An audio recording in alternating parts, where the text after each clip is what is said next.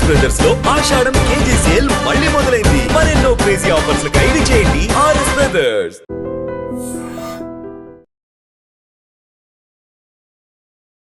హైదరాబాద్ గచ్చిబౌలి ప్రాంతంలో ఒక విషాదకరమైనటువంటి ఘటన జరిగింది. ఎందుకంటే పాపం సాఫ్ట్వేర్ కి సంబంధించిన ఎంప్లాయీ బలవంతంగా ఆమె కిటికీకి ఉరి వేసుకొని చనిపోయిన సందర్భం. యాక్చువల్లీ ఈమె సాఫ్ట్వేర్ కి సంబంధించిన రంగంలో రాణించడమే కాకుండా ఆమె ఉద్యోగం కూడా సంపాదించింది. ఆమె ఏజ్ వచ్చేసి 27 సంవత్సరాలు మాత్రమే. ఆమె పేరు యామిని. ఈమె ఖమ్మం జిల్లాకు సంబంధించిన వాసి. అయితే చాలామంది మనకు తెలుసు వేరే వేరే ప్రాంతాల్లో నుంచి కూడా వచ్చి హైదరాబాద్లో మంచి మంచి ఉద్యోగాలు చేస్తూ వాళ్ళ కాళ్ళ మీద వాళ్ళు నిలబడే ప్రయత్నం చేస్తున్నారు. ఆడపిల్లలు ఎస్పెషల్లీ. సాఫ్ట్వేర్లో మంచి ప్రైవేట్ సంస్థలో ఉద్యోగం ఉంది యామినికి.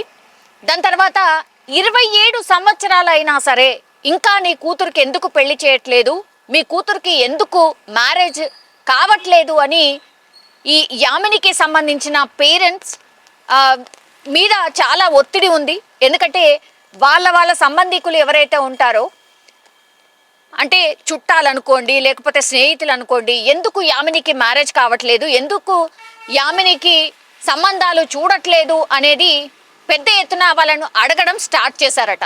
దీంతో ఈ యామిని అనే అమ్మాయి మీద కూడా ఈ పేరెంట్స్ అందరు కూడా ఒత్తిడి చేయడం స్టార్ట్ చేసిండ్రు. ఎందుకు మ్యారేజ్ చేసుకో 27 సంవత్సరాలైంది, మాకు బాధ్యత తీరిపోతుంది, మ్యారేజ్ చేసుకో అమ్మా అని చాలా టైమ్స్ అడగడం జరిగింది. ఆ తర్వాత ఇప్పుడు ఒత్తిడి మరింత పెరిగింది. ఈమె ఇప్పుడు గచ్చిబౌలి ప్రాంతంలో ఉన్నటువంటి జేకే హాస్టల్స్, విమెన్ హాస్టల్లో ఆమె ఉంటూ దగ్గరలో ఉన్నటువంటి గచ్చిబౌలి ప్రాంతంలో ఆమె సాఫ్ట్వేర్ ఎంప్లాయీగా పనిచేస్తుంది. ఇట్లాంటి క్రమంలోనే వాళ్ళ పేరెంట్స్ పెద్ద ఎత్తున ఫోన్ చేస్తూ, మేము నీకు పెళ్లి సంబంధాలు చూసాం, పెళ్లి చూపులకు రెడీ ఉండు, నువ్వు ఎట్లాగూ ఈ సంవత్సరం మేము పెళ్లి చేసేస్తాము అనేటువంటి మాట పదే పదే చెప్తున్నారట. ఇది నచ్చకపోవడం, ఎంత చెప్పినా వాళ్ళ పేరెంట్స్ వినకపోవడం, ఇదంతా కూడా యామిని ఆత్మహత్య చేసుకోవడానికి కారణంగా అయితే పోలీసులు నిర్ధారణకు వచ్చినటువంటి పరిస్థితి. జనరల్లీ ఆడపిల్లలు ఆత్మహత్య చేసుకున్నారంటే ఎవరో చేతిలో మోసపోయారనో లేకపోతే లవ్ అఫేర్ ఉందనో ఇట్లాంటివే పెద్ద ఎత్తున ప్రచారం జరుగుతూ ఉంటాయి.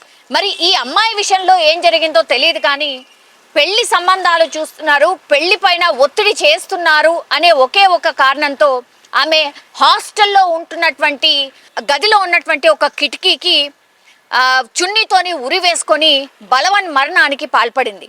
యాక్చువల్లీ ఈమెతో పాటు ఇంకో 2 స్నేహితులు కూడా అదే హాస్టల్లో ఉంటున్నారట, అంటే రూమ్మేట్స్. సో అందరు కూడా ఆఫీస్లో ఎంప్లాయీస్, వాళ్ళు ఉద్యోగానికి వెళ్ళిపోయారు. కానీ ఈమె కూడా ఆఫీస్కి వెళ్తున్నానని చెప్పి వీళ్ళు స్నేహితులు అందరూ వెళ్ళిపోయిన తర్వాత మళ్ళీ హాస్టల్కి వచ్చి పేరెంట్స్తోని మాట్లాడి ఆ తర్వాత మనస్తాపానికి గురై ఆ రూమ్లో ఉన్నటువంటి కిటికీ గ్రిల్స్కి ఉరి వేసుకొని చనిపోయినట్టుగా గుర్తించారు.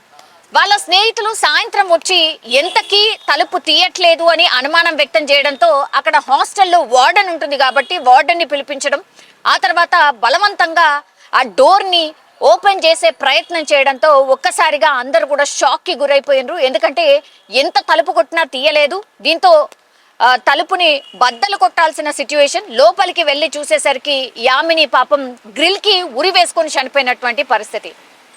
వార్డెన్ కావచ్చు, వాళ్ళ రూమ్మేట్స్ కావచ్చు, చాలా సున్నిత మనస్కరాలు. ఆమె ఎవరిని కూడా నొప్పించదు, తన పని తాను చేసుకుని వెళ్ళిపోతుంది తప్పించి పెద్ద కాంట్రవర్సీ క్రియేట్ చేసే క్యాండిడేట్ కూడా కాదు. అండ్ ఇప్పుడున్న జనరేషన్కి అసలు ఆమె సరి తూగదు కూడా.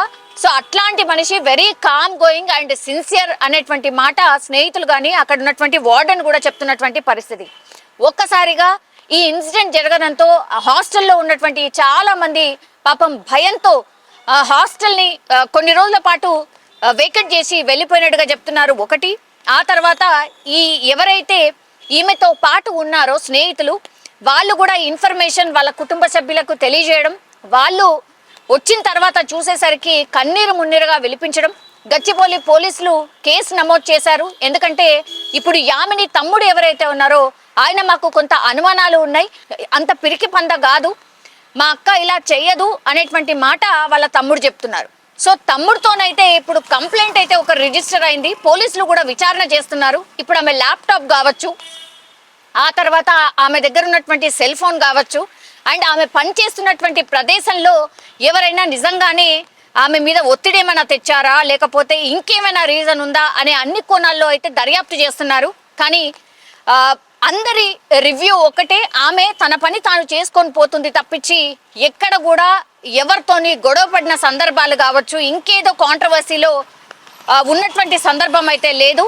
పాపం ఇంత ఘోరమైన డిసిషన్ మరి ఎందుకు తీసుకుందో మాకు కూడా అర్థం కావట్లేదు అనేది వాళ్ళ పేరెంట్స్ అట్లాగే వాళ్ళు ఫ్రెండ్స్ చెప్తున్నటువంటి సిచ్యువేషన్ అయితే కనిపిస్తోంది. కానీ యామిని చనిపోయిన తర్వాత ఆమె మృతదేహాన్ని పోస్ట్ మార్టం నిమిత్తం ఉస్మానియా హాస్పిటల్కి తీసుకువెళ్లారు. అక్కడి నుంచి వాళ్ళ స్వస్థలమైనటువంటి ఖమ్మం జిల్లాకు తీసుకువెళ్ళినటువంటి పరిస్థితి. చూడ్డానికి కూడా యామిని చాలా ముద్దుగా కూడా ఉంది. మరి ఆమెకు నిజంగానే పెళ్లి ఒత్తిడి వల్లనే చనిపోయినట్టుగా పేరెంట్స్ కూడా అదే మాట చెప్తున్నారు. బట్ పోలీసులు విచారణలో భాగంగా ఇంకేమైనా విషయాలు బయటకు వస్తాయా అనేది చూడాల్సిందే.